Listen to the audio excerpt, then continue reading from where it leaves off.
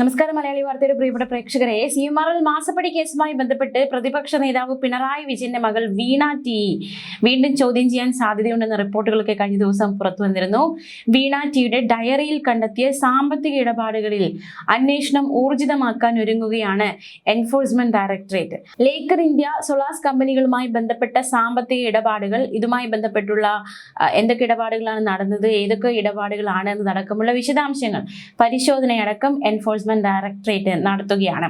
വീണ്ടും ചോദ്യം ചെയ്യാൻ വീണയ്ക്ക് അടുത്ത ആഴ്ച നോട്ടീസ് നൽകുമെന്ന സൂചനകളാണ് നിലവിൽ പുറത്തു വരുന്നത്. വീണ ഉപയോഗിച്ച സിം കാർഡ് അത് കേന്ദ്രീകരിച്ചും അന്വേഷണം പുരോഗമിക്കുന്നുണ്ട് എൻഫോഴ്സ്മെന്റ് ഡയറക്ടറേറ്റിന്റെ ഭാഗത്തു നിന്നും. ഈ മാസപ്പടി കേസിൽ വീണ ടിയെ കേന്ദ്രീകരിച്ച് നടത്തിയ പരിശോധനകളിൽ നിർണായകമായ പല രേഖകളും തെളിവുകളും ശേഖരിച്ചിരുന്നു. അതിൽ കയ്യെഴുത്ത് രേഖകൾ, അതിൽ നിന്നാണ് ഇഡിക്ക് പണമിടപാടിനെ സംബന്ധിച്ചുള്ള കൂടുതൽ വിവരങ്ങൾ കണ്ടെത്താൻ സാധിച്ചത്. 20 കോടി രൂപയുടെ പണമിടപാടുമായി ബന്ധപ്പെട്ടുള്ള വിവരങ്ങളാണ് ഈ കയ്യെഴുത്ത് രേഖകളിൽ നിന്നും എൻഫോഴ്സ്മെന്റ് ഡയറക്ടറേറ്റ് സംഘം കണ്ടെത്തിയത്. ഇത് കേന്ദ്രീകരിച്ചാണ് നിലവിൽ അന്വേഷണം പുരോഗമിക്കുന്നത്. എവിടേക്ക് പണം അയച്ചു, എങ്ങനെ പണം കിട്ടി, ഈ പ്രധാന ചോദ്യങ്ങൾക്കാണ് ഉത്തരം തേടാൻ ഇഡി ശ്രമിക്കുന്നത്. മാത്രമല്ല, ദുബായിലേക്ക് 85 ലക്ഷം രൂപ അയച്ചുവെന്ന കയ്യെഴുത്ത് രേഖകളിൽ നിന്ന് കിട്ടിയ വിവരം കേന്ദ്രീകരിച്ചും ഇഡി അന്വേഷണം നടത്തുകയാണ്. വിദേശത്തേക്ക് മറ്റ് പണമിടപാടുകൾ ഉണ്ടായിട്ടുണ്ടോ എന്നതും ഒരു ചോദ്യമാണ്. അതും ഏറ്റവും നിർണായകമാണ്. ഇഡി അതും പരിശോധിക്കുന്നുണ്ട്. മാത്രമല്ല, ഈ പരിശോധനയിൽ കണ്ടെത്തിയ സിം കാർഡിന്റെ ചിത്രം കേന്ദ്രീകരിച്ചും അന്വേഷണം നടക്കുന്നുണ്ട്. എന്തൊക്കെ ആവശ്യങ്ങൾക്ക് സിം കാർഡ് ഉപയോഗിച്ചു എന്നാണ് ഇഡി പ്രധാനമായും പരിശോധിക്കുന്നത്. സിം കാർഡ് വീണയുടെ ഭർത്താവും മുൻ മന്ത്രിയുമായ മുഹമ്മദ് റിയാസിന്റെ സുഹൃത്തും DTPC ഡെസ്റ്റിനേഷൻ മാനേജറുമായ നന്ദുലാലിന്റെ പേരിലുള്ളതാണെന്ന് കണ്ടെത്തിയിട്ടുണ്ട്. ഇന്റർനെറ്റ് കോളുകൾ വഴിയുള്ള വിനിമയങ്ങൾക്കായാണ് മറ്റൊരാളുടെ പേരിൽ സിം കാർഡ് സംഘടിപ്പിച്ചതെന്നാണ് ഇഡിയുടെ സംശയം. എന്തായാലും അന്വേഷണം ഊർജിതമാക്കാൻ തന്നെയാണ് എൻഫോഴ്സ്മെന്റ് ഡയറക്ടറേറ്റിന്റെ തീരുമാനം എന്ന് തന്നെയാണ് നമുക്ക് മനസ്സിലാക്കാൻ സാധിക്കുന്നത്. മാത്രമല്ല, ഈ സംഭവത്തിൽ വിദേശത്തേക്ക് പണം അയക്കാനുള്ള ചട്ടങ്ങൾ പാലിക്കാതിരുന്നതിന് ഫെമ ചുമത്തേണ്ട കാര്യമുണ്ടോ, അങ്ങനെ ഒരു നീക്കവും കൂടി, ഫെമ കുറ്റം ചുമത്തും എന്നതടക്കമുള്ള റിപ്പോർട്ടുകൾ കൂടി പുറത്തു വരുന്നുണ്ട്. എന്തായാലും അന്വേഷണം പുരോഗമിക്കുകയാണ്. അതേസമയം പുതിയ സംഭവ വികാസങ്ങളെ കുറിച്ച് രാഷ്ട്രീയ നിരീക്ഷകൻ രാജേന്ദ്രൻ പന്തളം മലയാളി വാർത്തയോട് പ്രതികരിച്ചിരുന്നു. അദ്ദേഹത്തിന്റെ പ്രതികരണത്തിലേക്ക്. ഇഡിയുടെ അന്വേഷണം വളരെ സത്യസന്ധമാണെന്നാണ് ഇത് ഓർമ്മിപ്പിക്കുന്നത്. കാരണം സാധാരണഗതിയിൽ ഇങ്ങനെ പത്രസമ്മേളനം നടത്തി ഇത് വെളിപ്പെടുത്താറില്ല. എന്താണ് ഇത് പറയുന്നതെന്ന് വെച്ചാൽ, ഇഡിക്കെതിരെ, ഇഡി എന്ന് പറയുന്നത് RSSന്റെയും സംഘപരിവാറിന്റെയും ഒരു മർദ്ദനോപകരണമാണ്. അവർ പുകമറ സൃഷ്ടിക്കാൻ വേണ്ടിയാണ്, CPMനെ നശിപ്പിക്കാൻ വേണ്ടിയാണ്, മോദിക്ക് വേണ്ടി ചെയ്യുകയാണ്, ആഭ്യന്തരമന്ത്രിക്ക് വേണ്ടി ചെയ്യുകയാണ് എന്ന് പറയുമ്പോൾ അവരുടെ ഒരു അന്തസ്സിന്റെ മുദ്ര, ഒരു പ്രൊഫഷണലിസം ഒക്കെ തകരുകയാണ്. ഒരു ഉദ്യോഗസ്ഥ വൃന്ദത്തിന്റെ ഭരണഘടന അനുസൃതമായിട്ട്, സ്റ്റാറ്റ്യൂട്ടറി ആയിട്ട് ഉള്ള ഒരു ബോഡിയുടെ സകലമാന അവരുടെ സത്തയും നഷ്ടപ്പെടുകയാണ്, അല്ലെങ്കിൽ സത്യസന്ധതയും നഷ്ടപ്പെടുകയാണ്. അപ്പൊ ആ ഒരു കാര്യം ഒഴിവാക്കാൻ വേണ്ടിയാണ് കഴിഞ്ഞ മാസം ഇഡി ഡയറക്ടർ തന്നെ നേരിട്ട് കൊച്ചിയിലെത്തിയപ്പോൾ ഇഡി ഉദ്യോഗസ്ഥരോട് പറഞ്ഞിരുന്നു, നിങ്ങൾ എന്തു ചെയ്യുന്നുണ്ടെങ്കിലും അത് വളരെ സുതാര്യമായിട്ടുള്ള കാര്യങ്ങളായിരിക്കണം, ഏത് തരത്തിലായാലും അത് സത്യസന്ധമായിട്ടുള്ള കാര്യങ്ങളായിരിക്കണം, ഒരു ആരോപണത്തിനും പഴുതുണ്ടാക്കാത്ത വിധമായിരിക്കണം എന്നുള്ള ആ നിർദ്ദേശത്തെ തുടർന്നാണ് ഇപ്പോൾ പത്രസമ്മേളനം പുറപ്പെടുവിച്ചിട്ടുള്ളത്, ഒരു പത്ര റിലീസ് പുറപ്പെടുവിച്ചിട്ടുള്ളത്. കാരണം അത് കാര്യങ്ങൾ ജനങ്ങൾക്ക് മുമ്പിൽ സുതാര്യം, ജനങ്ങൾക്കല്ല ഇത് ബോധ്യമാവുന്ന തരത്തിൽ അത്രമാത്രം പഴുതടച്ചുകൊണ്ടാണ് ഈ ഉത്തരങ്ങൾ വന്നിരിക്കുന്നത്. പക്ഷേ ഇതിനെക്കുറിച്ചുള്ള CPMന്റെ വ്യാഖ്യാനങ്ങൾ അവർ പറയുന്നത് എന്താണെന്ന് ആർക്കും മനസ്സിലാവുന്നില്ല, അവരുടെ പാർട്ടിക്കാർക്ക് തന്നെ മനസ്സിലാവുന്നില്ല. ഇപ്പൊ തന്നെ ഉദാഹരണത്തിന് ഇപ്പൊ അന്വേഷണം പോയിരിക്കുന്നത് മുഹമ്മദ് റിയാസിന്റെ സുഹൃത്തുക്കളായിട്ടുള്ള നിഖൽ, അതുപോലെ കുറെ DYFI CPMന്റെ കോഴിക്കോട് ജില്ലാ കമ്മിറ്റി അംഗം എന്നിങ്ങനെയൊക്കെയുള്ള ആളുകളിലേക്കാണ്. പേരല്ല പ്രസക്തം, അവരുടെ സ്ഥാനമാനങ്ങളാണ്. ഇവർ തന്നെ വീണ വിജയന്റെയും കൂട്ടുകാരായി.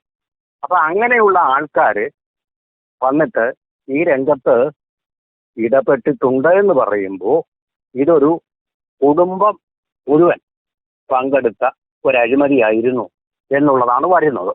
കുടുംബം മുഴുവൻ പങ്കെടുത്ത, അവർക്കെല്ലാം പങ്കാളിത്തമുള്ള ഒരു അഴിമതിയാണ് ഇവിടെ നടന്നിരിക്കുന്നത് എന്ന് വളരെ വ്യക്തമാക്കുന്ന തരത്തിലാണ്, വളരെ തന്ത്രപൂർവം ഈ പരാതി ഇവിടെ വന്നിട്ടുള്ളത്. ആ തരത്തിലുള്ള ഒരു പരാതിയാണ് വന്നിട്ടുള്ളത്.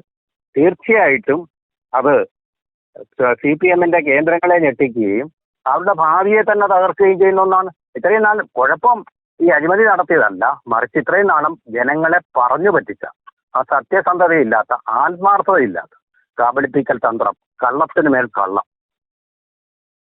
അങ്ങനെയൊക്കെയുള്ള കാര്യങ്ങളാണ് CPM നടത്തിക്കൊണ്ടിരിക്കുന്നത് എന്നുള്ളതാണ്.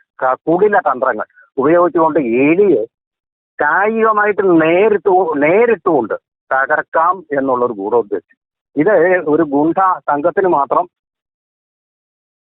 ചേർന്ന കാര്യങ്ങളാണ് എന്നുള്ളത് കൊണ്ടാണ് ഇത്തരത്തിൽ CPMന്റെ ഇമേജിനെ വളരെ ബാധിക്കുന്ന തരത്തിലുള്ള ഈ കാര്യങ്ങളെല്ലാം ഇപ്പോൾ പുറത്തു വിട്ടുകൊണ്ടിരിക്കുന്നത് ED കേന്ദ്രങ്ങൾ. അത് തീർച്ചയായിട്ടും CPMന് ദോഷം ചെയ്യും. അതിന്റെ അണികൾക്കിടയിൽ സംശയം വളരെ ശക്തമാക്കും. CPM ഇങ്ങനെ ഒരു പാർട്ടി ആയിരുന്നു, തങ്ങളെ വഞ്ചിക്കുകയായിരുന്നു CPM എന്നൊരു തോന്നൽ ഇപ്പോൾ അവരുടെ പ്രവർത്തകർക്കിടയിൽ, ഏറ്റവും അടിത്തട്ടിലുള്ള അടിസ്ഥാന വർഗത്തിന്റെ ഉള്ളിലൊക്കെ തങ്ങളുടെ വിമോചന പ്രസ്ഥാനം എന്ന് കരുതിയിരുന്ന ഒരു പ്രസ്ഥാനം കോർപ്പറേറ്റ് ചങ്ങാത്തിത്തത്തിന്റെ അഴിമതിയുടെ ഇപ്പോൾ ഏറ്റവും ഒടുവിൽ ഹവാല പണം എന്ന് പറഞ്ഞ അതിനികൃഷ്ടമായിട്ടുള്ള പണത്തിന്റെ ഒരു സ്വാധീന വലയത്തിലാണെന്ന് പറയുമ്പോൾ ഇതൊരു കള്ള സംഘമാണ്, ചാരസംഘമാണ്, ചോര സംഘമാണ് എന്നുള്ള ധാരണയാണ് പരത്തുന്നത്.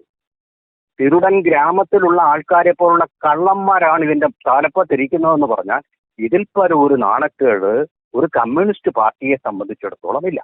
അവരുടെ കേന്ദ്രീകൃത ജനാധിപത്യം എന്ന് പറഞ്ഞാൽ എല്ലാ കാര്യങ്ങളും സമഗ്രമായിട്ട് ചർച്ച ചെയ്ത് വിശകലനം ചെയ്ത് സത്യത്തിന്റെ വഴിയിലൂടെ പോകുന്ന ഒരു പാർട്ടിയാണെന്നാണ് അവരെ പറഞ്ഞ് ധരിപ്പിച്ചു വെച്ചിരിക്കുന്നത്. അവർ മാത്രമാണ് ശാസ്ത്രീയ സോഷ്യലിസം. അത് സോഷ്യലിസം നടപ്പാക്കേണ്ട രീതി, പലരും സോഷ്യലിസത്തെ കുറിച്ച് പറഞ്ഞിട്ടുണ്ട്, ഞങ്ങളിത് നടപ്പാക്കുന്നു എന്നുള്ളതാണ് കാൾ മാർക്സ് തന്നെ പറഞ്ഞത്. അപ്പൊ ആ ഒരു തത്വം, ആ ഒരു പേര്, കമ്മ്യൂണിസ്റ്റ് എന്നുള്ള പേര്, മാർക്സിസ്റ്റ് എന്നുള്ള പേര് ഇനി അവർക്ക് യോജിക്കുകയില്ല. കള്ളസംഘം, ഗൂഢസംഘം എന്നുള്ള പേര് യോജിക്കും. എന്തുകൊണ്ടെന്നാൽ ഇത് പിണറായി വിജയന്റെ കുടുംബത്തെ സംബന്ധിച്ച് ഒന്നായിരുന്നു. പക്ഷേ അതിനുവേണ്ടി തെരുവിലിറങ്ങി എന്നെ വലിച്ചുകൊണ്ട് പോകൂ എന്ന് പറഞ്ഞത് MA ബേബി സഖാവ്. ആ സഖാവ് എന്ന് പറഞ്ഞാൽ ദേശീയ ജനറൽ സെക്രട്ടറിയാണ്. അപ്പൊ പാർട്ടിക്ക് മൊത്തം ആ ഒരു കാളിമ കറുപ്പ് ബാധിച്ചിരിക്കുന്നു. അപ്പോൾ ഇരുട്ടിന്റെ ഒരു കാലഘട്ടത്തിലൂടെയാണ് CPM അതിൽ നിന്ന് കരകയറാൻ പറ്റാത്ത തരത്തിലുള്ള, ഒരു പക്ഷേ ബാംഗ്ലൂരിലെ ബംഗാളിൽ സംഭവിച്ചതുപോലുള്ള ഒരു അടിത്തറ തകർക്കൽ ആണ് ഇവിടെ ഇപ്പോൾ സംഭവിച്ചിരിക്കുന്നത്. അത് EDയുടെ കുറ്റം കൊണ്ടല്ല, വീണയുടെ കുറ്റം കൊണ്ടാണ്.